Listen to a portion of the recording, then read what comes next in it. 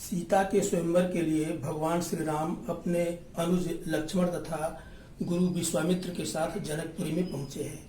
वहां पर पहले से ही देश विदेश के बहुत से राजा लोग भी पहुंचे हैं, लेकिन वे सभी राजा महाराजा और देव दानव सभी धनुष तोड़ने में असमर्थ होते हैं।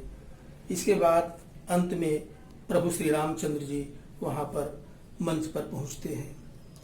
इसका वर्णन गोस्वामी तुलसीदास जी करते हैं। उदित उदयगिरि मंच पर रघुबर बाल पतंग, विकसे संत सरोज सब हर्षे लोचन भृंग। उदित उदयगिरि उदयांचल पर्वत रूपी मंच पर, धनुष के लिए, धनुष भंग के लिए जो मंच बना है उसकी तुलना तुलसीदास जी ने उदयाचल पर्वत से किया है। तो उदित उदयगिरि मंच पर, उदयाचल पर्वत रूपी मंच पर रघुबर यानी श्री राम रूपी बाल पतंग, यानी बाल पतंग का मतलब सूर्य होता है, बाल सूर्य उदय हुआ, माने उदयाचल पर्वत रूपी मंच पर श्री राम रूपी बाल सूर्य उदय हुए। विकसे संत सरोज सब, सारे संत रूपी कमल खिल गए और हर्षे लोचन भृंग, उनके नित्य रूपी भंवरे प्रसन्न हो गए। नृपन केरी आशा निशि नासी, राजाओं की आशा रूपी रात्रि नष्ट हो गई, यानी राजाओं को एक आशा थी कि धनुष, हम लोग धनुष भंग कर पाएंगे और सीता जी के साथ हमारा विवाह होगा, लेकिन उन राजाओं के आशा रूपी रात्रि नष्ट हो गई। बचन नखत अवलीन प्रकाशी, उनके बचन रूपी नक्षत्र यानी तारे, तारों की पंक्तियां, अवली माने पंक्तियां, उन माने राजाओं के बचन रूपी तारों की पंक्तियां कहीं प्रकाशित नहीं हो रहा था, चमक नहीं रही है। तो यहाँ पर एक सुंदर प्रभात काल का वर्णन गोस्वामी तुलसीदास जी ने किया है। मानी महिप कुमुद सकुचाने, मानी का मतलब अभिमानी राजा रूपी कुमुद सकुच गए हैं, अर्थात बंद हो गए। जब रात क्या प्रभात काल होता है, सुबह प्रभात काल के समय में कुमुद पक्षी जो, कुमुद का फूल जो है बंद हो जाता है। तो अभिमानी राजा रूपी कुमुद सकुचाने माने बंद हो गए हैं। कपटी भूप उल्लू उल्लुकाने, कपटी राजा रूपी उल्लू कहीं छिप गए हैं। भय विशोक कोक मुनि देवा, कोक माने चकवा चकई रूपी मुनि और देवता शोक रहित हो गए हैं, अर्थात चकवा चकई का मिलन हो गया है, क्योंकि रात्रि के समय चकवा चकई अलग हो जाते हैं और जब प्रभात काल होता है तो दोनों चकवा और चकई का मिलन हो जाता है, तो उनका शोक समाप्त हो जाता है। तो भय विशोक कोक मुनि देवा, माने कोक चकवा चकई रूपी देवता और मुनि शोक रहित हो गए हैं। बरसा ही सुमन जनाम ही सेवा, वे आकाश से फूलों की वर्षा कर रहे हैं और अपनी सेवा को प्रकट कर रहे हैं, श्री राम के लिए अपनी सेवा को प्रकट कर रहे हैं। कोक, कोक का मतलब होता है चकवा चकई, कोक चकवा, कोक मुनि देवा। बरसा ही सुमन, सुमन का मतलब होता है फूल, सुमन पुष्प या फूल भी कह सकते हैं, पुष्प। बरसा ही सुमन जनावई सेवा, गुरुपद बंद सहित अनुरागा, गुरुपद बंद माने गुरु के कमल चरण की वंदना करके और अनुराग सहित यानी प्रेम के साथ, अनुराग माने होता है प्रेम, अनुराग।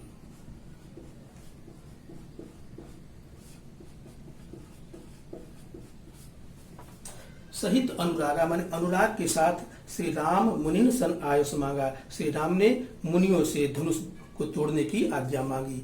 सहज ही चले सकल जग स्वामी, मत मंजु बर कुंजर गामी, सहज ही चले सकल जग, सारे जग के स्वामी अर्थात श्री राम स्वाभाविक गति से न चल रहे हैं, जैसे मानो मत मंजु, मत माने मतवाला सुंदर श्रेष्ठ, कुंजर माने जो हाथी जैसे चलता है, जैसे मतवाला सुंदर श्रेष्ठ हाथी जैसे चलता है, मतवाली चाल से चलता है, वैसे ही सारे जग के स्वामी अर्थात श्री राम धनुष की ओर चल पड़े।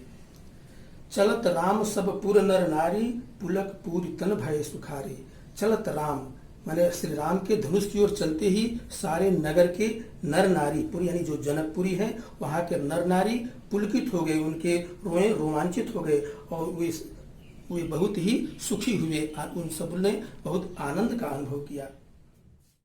तो बंदी पितर सुर सुकृत संहारे, जो कछ पुण्य प्रभाव हमारे, तो शिव धनु मृणाल की नाई, तोरऊ राम गणेश गुसाऊं।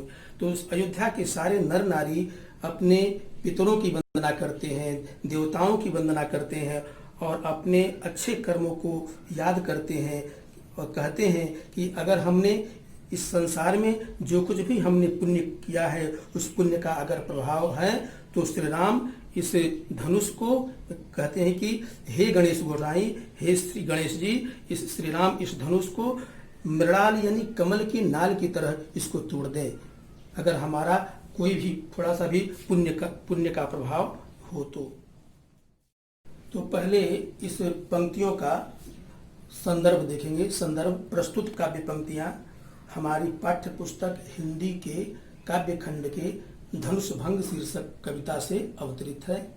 यह अंश हमारी पाठ्य पुस्तक में गोस्वामी तुलसीदास जी द्वारा रचित महाकाव्य श्री रामचरितमानस के बालकांड से संकलित है।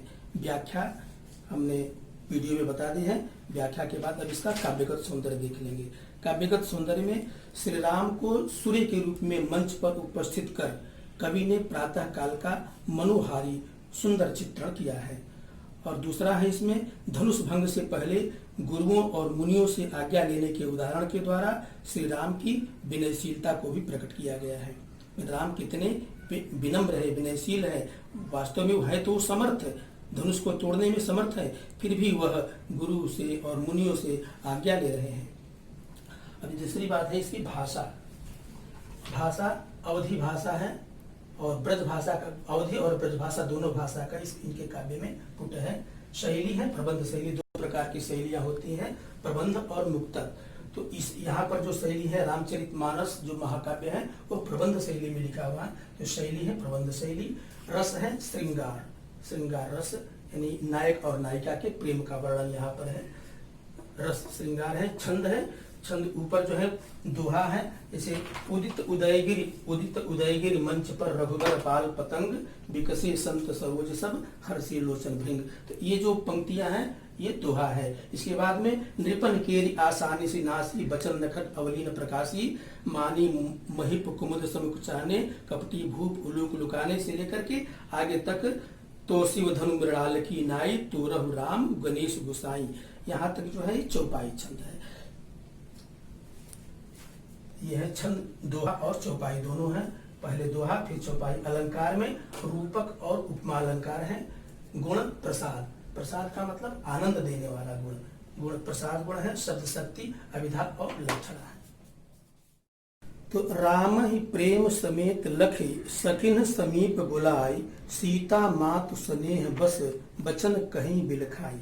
श्री राम को प्रेम पूर्वक देखकर, लख माने देख करके, श्री राम ही प्रेम समेत लखी और सखिन समीप बुलाए, अपने सखियों को सहेलियों को अपने पास बुला करके सीता की माता स्नेह बस माने प्रेम के साथ वचन कही बिलखाए माने बिलखते हुए रोते हुए उन्होंने यह वचन कहे कि सखी सब कौतुक देख निहारे, जीव कहावत हितु हमारे। सीता की माता अपने सहेली से कहती है कि हे सखी, जो हमारे हितकारी कहलाते हैं यानी जो हमारे हितैषी कहलाते हैं, जीव कहावत हितु हमारे, जो हमारे हितैषी कहला रहे हैं वो सब कौतुक देखनहारे, वास्तव में हमारे हित करने वाले नहीं बल्कि केवल तमाशा देखने वाले। कौतुक माने क्रीड़ा, खेल, तमाशा देखने वाले हैं। तो यहाँ पर सखी शब्द में स्वर्ण की आवृत्ति हुई है, अनुप्रास अलंकार है। तो को न बुझाए कहें गुरु पाही, ए बालक अस हठ भल नाही। कोई बुझाए, को न बुझाए कहें गुरु पाही, कोई भी इनके गुरु से यह नहीं समझा रहा है, इनके गुरु अर्थात विश्वामित्र से यह नहीं समझा रहा है कि ये बालक, ये बालक है, ये राम और लक्ष्मण क्या है, ये दोनों बालक है और ये श्री राम भी बालक है। अस हठ भली नाही, इनके साथ हठ करना, जिद करना ठीक नहीं है, क्योंकि यह तो बहुत बालक है तो कमजोर है और यह धनुष को नहीं उठा सकते, धनुष पर प्रत्यंचा नहीं चढ़ा सकते। तो ऐसा इनको गुरु को बुलाकर कोई कहने वाला नहीं है। रावण बाण छुआ नहीं चापा, हारे सकल भूप कर दापा। रावण और बाणासुर जैसे वीर योद्धाओं ने भी जिस चाप को, चाप माने धनुष को हाथ से नहीं छुआ। रावण बाण, बाण का मतलब बाणासुर, तो रावण और बाणासुर जैसे तो राजा भी, शक्तिशाली राजा लोग भी जिन्होंने चाप को यानी शिव के धनुष को छुआ तक नहीं, और हारे सकल भूप कर दापा, और सारे राजा लोग दापा मारे घमंड करके हार गए, घमंड करके हार गए। उनका घमंड था कि वो शिव के धनुष को तोड़ देंगे, लेकिन उनका सारा घमंड नष्ट हो गया। सो धनु राजकुंवर कर दे ही, और उस ऐसे धनुष को, ऐसे शक्तिशाली धनुष को राजकुमारों को दिया जा रहा है, तोड़ने के लिए दिया जा रहा है। कि बाल मराल की मंदिर ले हूँ, क्या बाल मराल माने हंस, मराल माने हंस, हंस का बच्चा क्या मंदराचल पर्वत को ले जा सकता है? हंस अपने आप में कमजोर पक्षी होता है, फिर उसका बच्चा तो बहुत ही कमजोर होगा, तो वह क्या मंदराचल पर्वत को उठा सकता है? तो बाल मराल की मंदिर ले हो, यहाँ पर एक दृष्टांत अलंकार है, अर्थात जिस प्रकार की एक हंस का बच्चा मंदराचल को नहीं ले सकता, वैसे ही यह कोमल राजकुमार धनुष को नहीं उठा सकते, धनुष को नहीं तोड़ सकते। भूप सयानप सकल सिरानी, सखी विधि गति कहु जाति न जानी। हे सखी, राजा जो जनक है, इनका सारा सयानापन समाप्त हो गया है, लग रहा है कि इनका सारा सयानापन ही नष्ट हो गया है। सखी विधि गति कछु जात न जाए, ब्रह्मा की गति को हे सखी कुछ जाना नहीं जा सकता, कहा नहीं जा सकता कि ब्रह्मा क्या चाहते हैं। बोली चतुर सखी मृदुवानी, तेजवंत लघु गणी नरानी।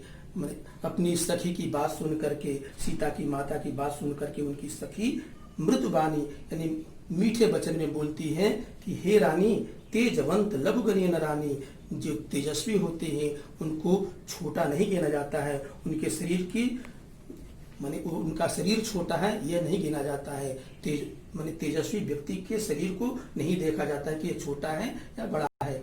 कह कुंभज कह सिंधु अपारा, कहा तो कुंभज, कुंभज माने अगस्त ऋषि को कहते हैं, क्योंकि उनकी उत्पत्ति हुई है कुंभ से, घड़े से। तो कहा कुंभज कहा सिंधु अपारा, और कहा अपार सिंधु, सो से सुजस सकल संसारा। लेकिन फिर भी उस छोटे शरीर वाले कुंभज अगस्त ऋषि ने उस अपार सागर को सूख लिया, और उनका संसार में यश फैल गया। रविमंडल देखत लघु अल्लागा, उदय जास त्रिभुवन तम भागा। रविमंडल माने सूर्य का जो मंडल होता है, सूर्य का घेरा देखने में बहुत ही छोटा लगता है। रविमंडल देखत लघु लागा, माने सूर्य का मंडल देखने में बहुत ही छोटा लगता है, लेकिन उसके उदय होते ही त्रिभुवन तम भागा, सारे संसार का, तीनों लोकों का अंधकार जो है नष्ट हो जाता है। आगे ये दोहा है, मंत्र परम लघु जासु बस विधि हरिहर सुर सर्ग सर्व।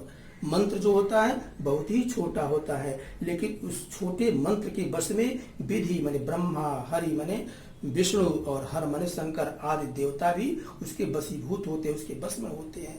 तो मंत्र देखने में बहुत ही छोटा होता है, लेकिन उसके मंत्र के बस में ब्रह्मा, विष्णु, महेश आदि सभी देवता होते हैं। जैसे महामत गजराज कहो बस कर अंकुश कर, जैसे महामत मन अत्यंत मत वाले गजराज को एक छोटा सा अंकुश ही बस में कर लेता है। तो इसलिए इनकी लघुता को, इनके छोटे शरीर को, इनके कुमार अंग को मध्य को संभव है यह सिर्फ शिव के धनुष को तोड़ सकें। इस पद्यांश में अलंकार देखिए, सखी सब में सवर्ण की आवृत्ति हुई है, यहाँ पर अनुप्रास अलंकार है। ऐसे ही बाल मराल की मंदिर ले ही एक उदाहरण देख करके समझाया जा रहा है। तो यहाँ पर दृष्टांत अलंकार है, बाल मराल की मंदिर ले ही, क्या बाल हंस मंदराचल को ले सकता है? ऐसे कह कुंभज कह सिंधु अपारा, कवर्ण की आवृत्ति हुई है, यहाँ भी अनुप्रास अलंकार है।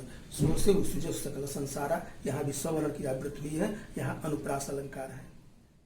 सीता की माता की सहेली सीता जी से कहती हैं कि हे सखी, काम कुसुम धनु सायक लिन्हे, सकल भुवन अपने बस किन्हे। जो कामदेव होते हैं, जो कामदेव हैं वह फूल के धनुष और बाण लिए रहते हैं। यानी कामदेव का जो धनुष और बाण है वह फूल का होता है, अत्यंत कोमल होता है, फिर भी वह अपने फूल के धनुष बाण से सकल भुवन अपने बस किन्हे, सारे संसार को अपने बस में कर लेते हैं।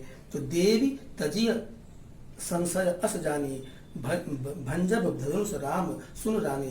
तो इसलिए हे देवी, इस अपने मन के संशय को त्याग दो कि श्री राम धनुष को तोड़ेंगे या नहीं तोड़ेंगे।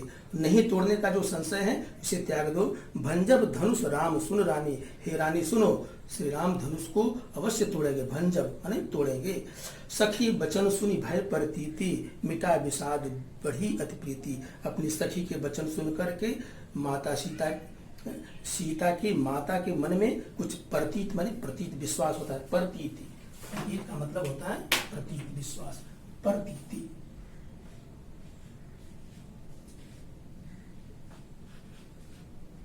ये शब्द है प्रतीत। प्रतीति का ये तद्भव शब्द है। ये प्रतीत तत्सम है, शुद्ध शब्द है। प्रतीति का मतलब होता है विश्वास।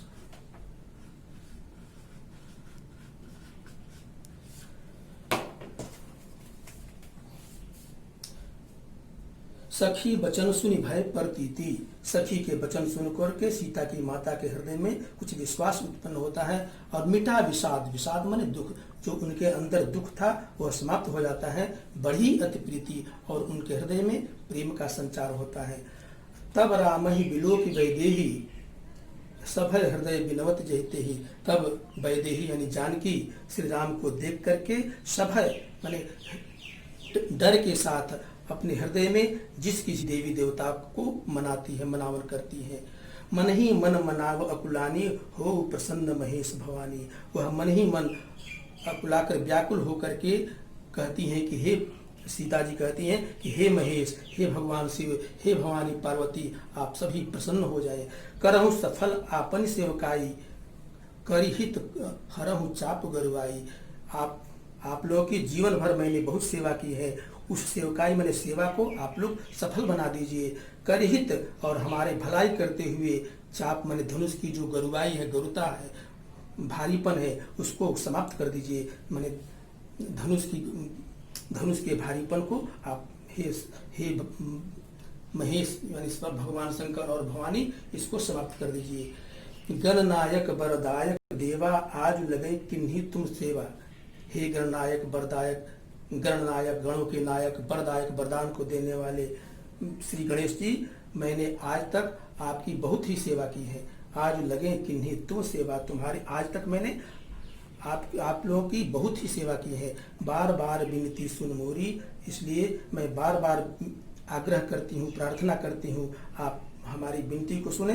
और करम चाप गुरुता अति थोड़ी, और धनुष की जो गुरुता है, गुरुता यानी भारीपन को बहुत कम कर दीजिए, मानी बिल्कुल उस धनुष को हल्का कर दीजिए।